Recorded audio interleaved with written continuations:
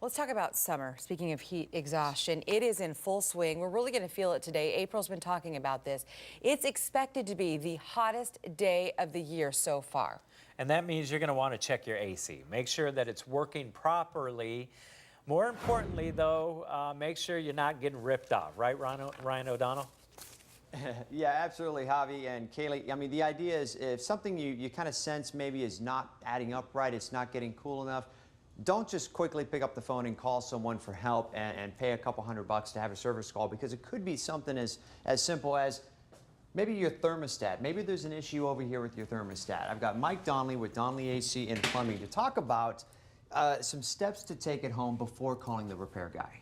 Well, the first thing to do, Ryan, is let's turn the temperature down to where it's below the house temperature and listen and see if anything comes on. Okay. If you don't have anything happening, then switch the fan from auto to obviously on. We're looking at the room temperature here is 78. Correct. And then you set it below that number in order for it to come on. Right. And now how long should it take before Should take 5 minutes or less to kick on? Right. Okay. And then if that doesn't work, switch the fan from auto to on, and you should hear the fan come on at least. If there's no fan, no noise, now you have a power issue. And that's where you go out to your breaker box. Even if you see everything here in the screen, you could still have a power issue out on the unit itself. Correct.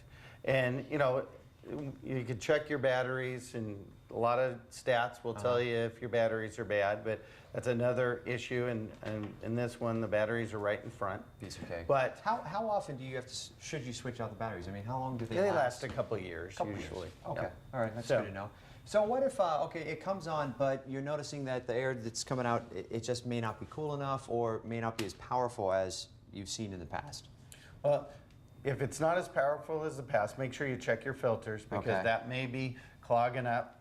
So you're looking for something like this in your house? Sure, you're looking for a dirty filter, and if it looks like one of the ones we brought, take a look at time the difference. To change it. Yeah, between a dirty one and a clean one. Wow, what kind of problems can you run into if you don't switch them out? Well, you're not going to get all the air conditioning that you're paying for with electricity. The unit will run much more efficient with a clean filter.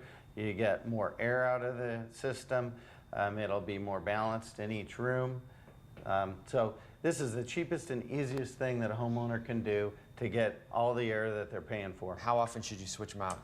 You know, during the summer, it's a month.